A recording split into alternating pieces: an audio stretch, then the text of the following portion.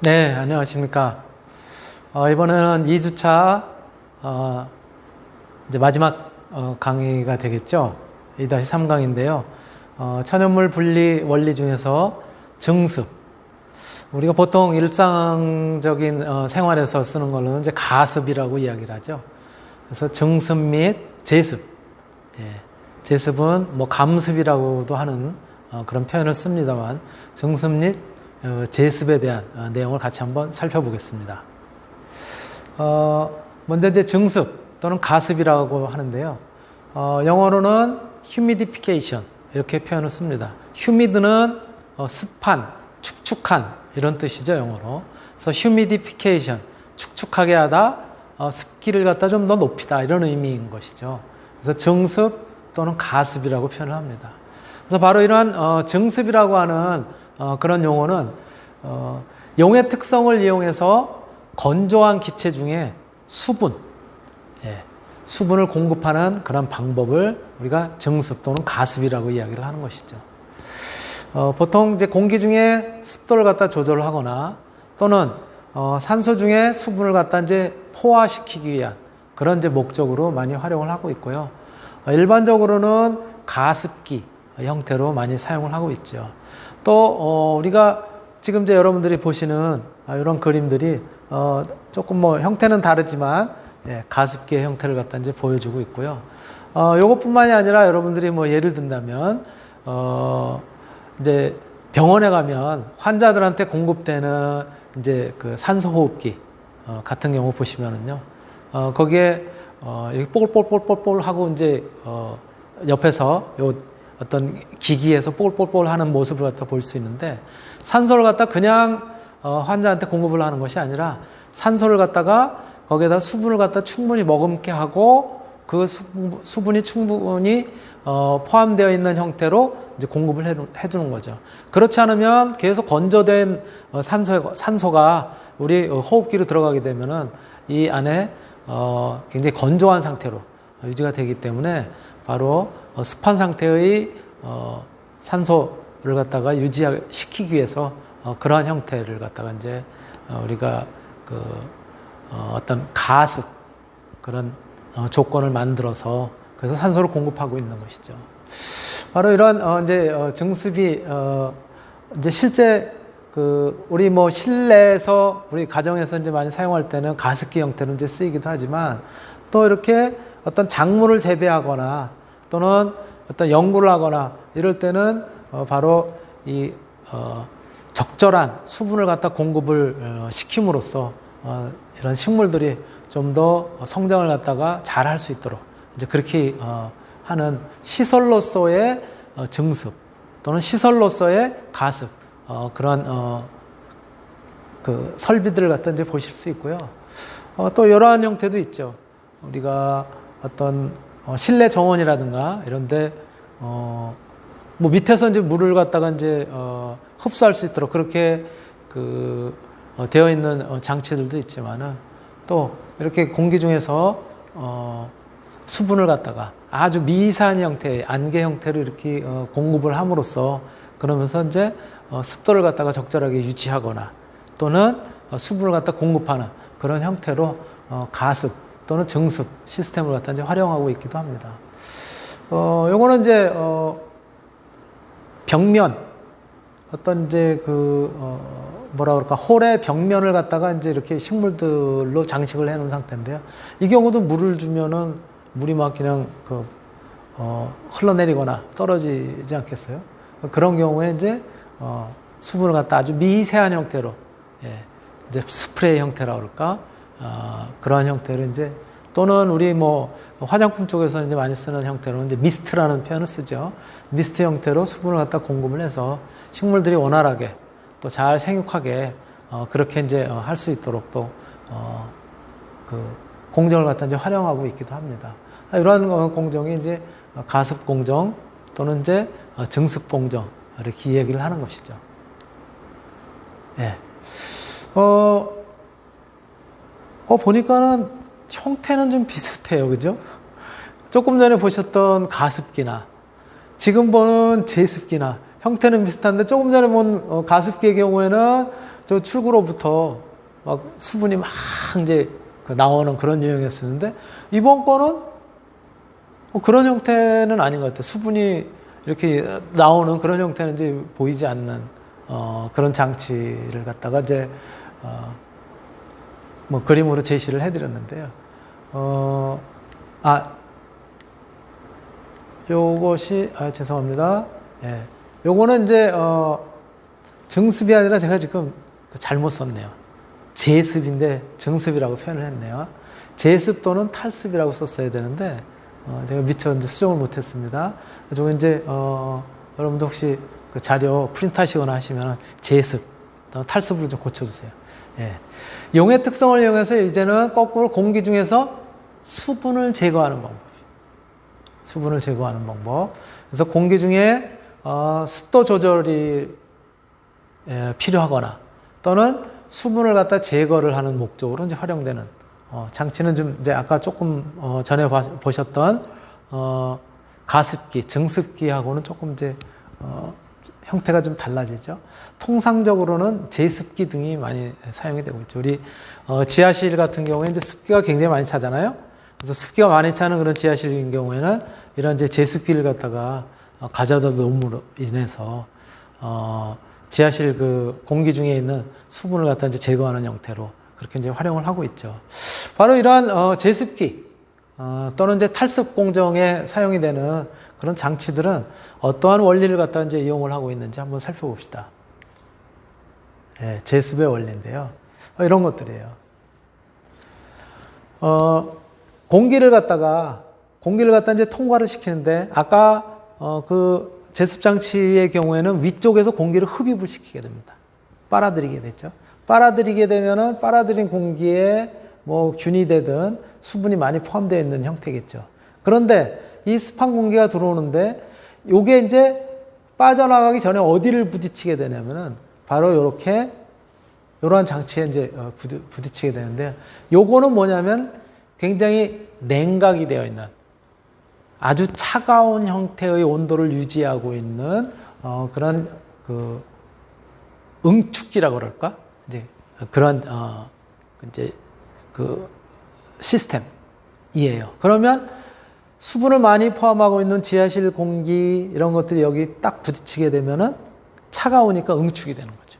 온도가 뚝 떨어지니까 응축이 돼서 여기 응축이 돼가지고 방울 물방울이 맺히면서 그러면서 떨어지면 걔네들을 모아서 이렇게 물탱크에 이제 고이게 되는 거죠. 그래서 여러분들이 아마 그런 경험이 있는지는 모르겠지만 지하 공간이라든가 이런 데 제습기 설치한 데는 반드시 밑에 이렇게 통들이 있어요. 이 통들은 응축이 돼가지고 떨어진 물을 갖다 이제 받은 그런 통인데요. 이 통에 고인 물들은 반드시 밖에다가 가서 버려야지 그 지하 공간이라든가 이런데 수분이 이제 제거가 되는 그런 시스템인 것이죠. 제거하지 않고 그대로 놔뒀다면 그 수분들이 다시 이제 공기 중으로 증발이 돼가지고 공기 중에 다시 수분을 갖다 공급을 하는 그런 형태가 되겠죠. 바로 그래서 이러한 형태의 원리를 통해 가지고 수분을 많이 포함한 공기를 갖다가 아주 차가운 그런 고체 물질에 부딪혀서 응축기에 부딪혀서 응축을 시켜서 그래서 이렇게 응축이 된 응축수를 제거함으로써 건조한 공기 즉 수분이 습기가 제거된 형태로 이렇게 빠져나가도록 하는 이것이 이제 바로 제습 또는 응축 또는 탈습 이렇게 이야기를 하는 것이죠. 이 원리는 무엇이랑 그럼 이제 비슷하냐라고 하면은 여러분들이 계절에 따른 습도 변화하고 사실은 이제 비슷합니다. 네. 우리가 이제 따뜻한 이제 봄, 이제 지금 이제 봄이 머지않아 뭐 이미 이제 뭐 바로 발 앞에 이제 다가왔죠.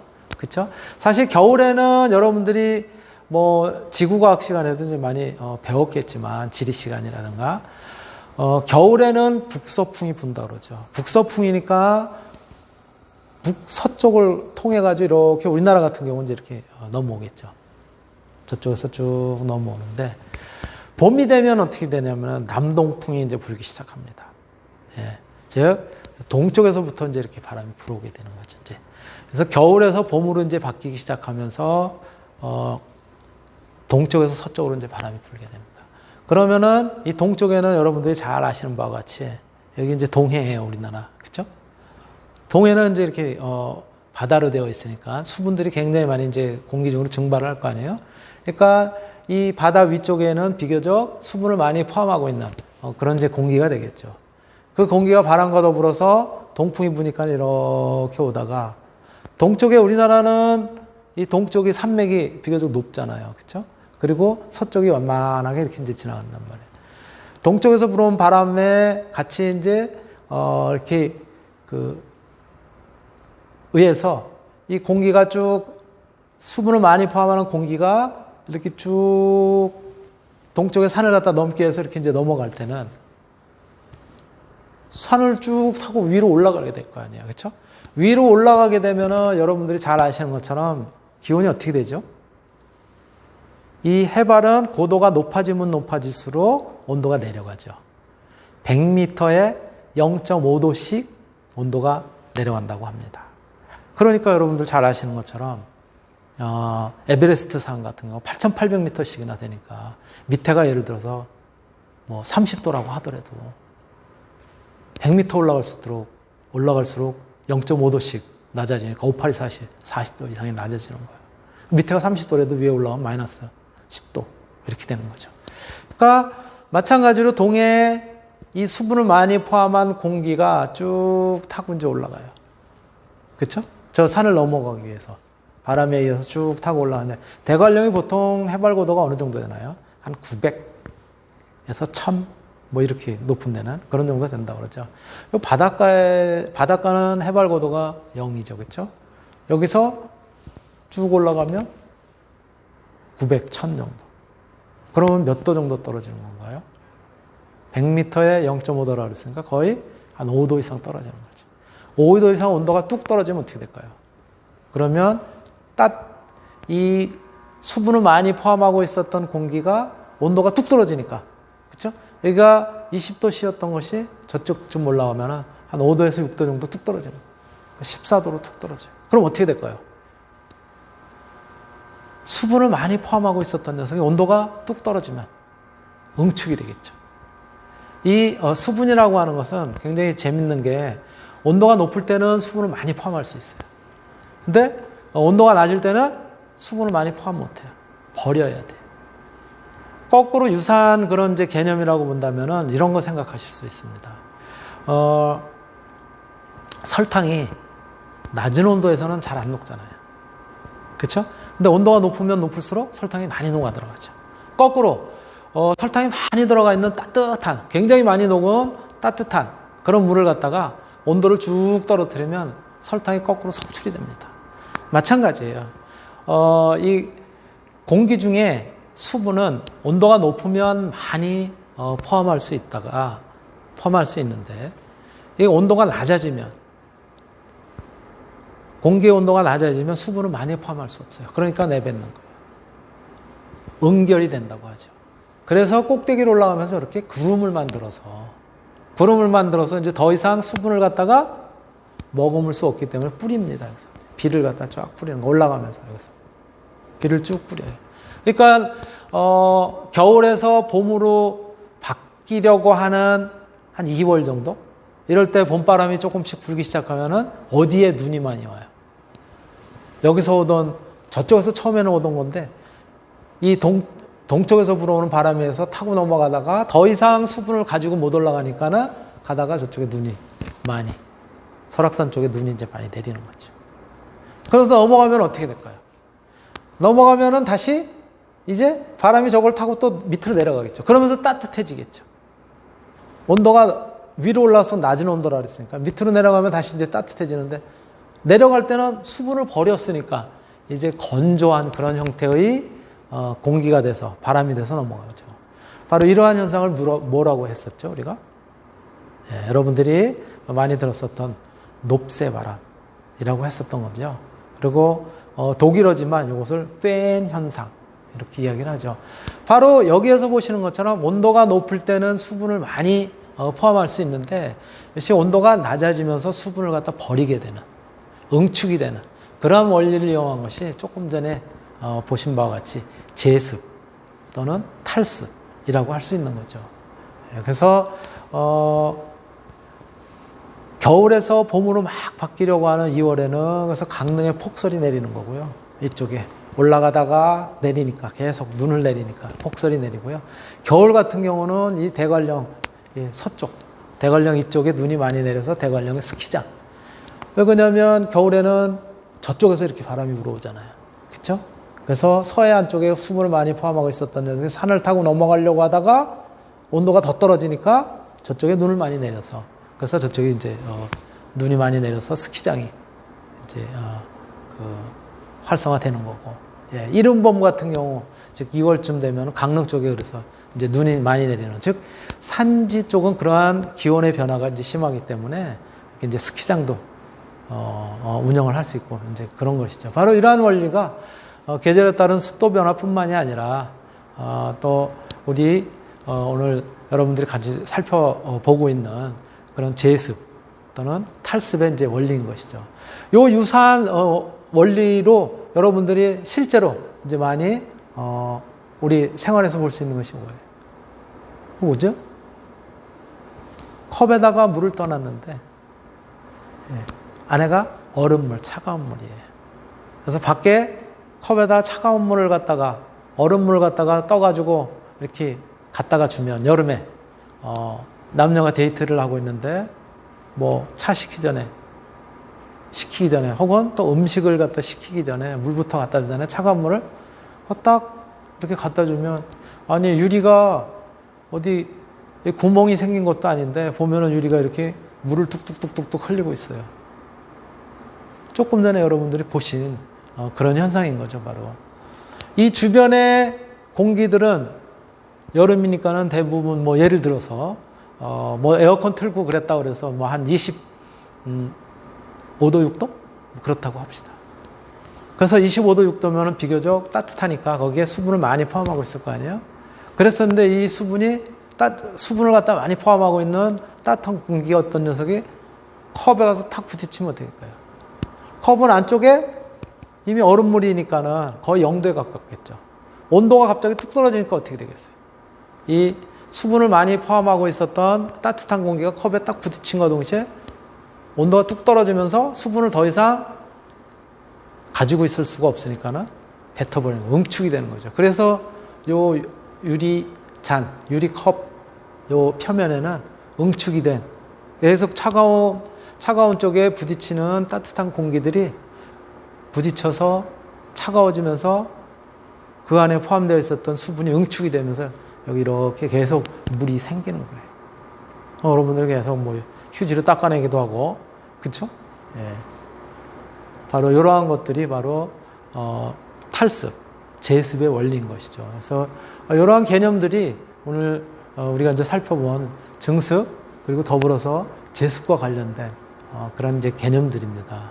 그래서 우리가 일상생활에서도 이렇게 수분이 필요할 때는 이제 수분을 갖다가 공급을 해주는, 즉 증습 또는 이제 가습의 역할을 하기도 하고, 수분이 또 너무 많은, 공기 중에 수분이 너무 많을 경우에는 그 수분을 갖다 제거하기 위해서 탈습 또는 제습을 이제 하기도 하는데요.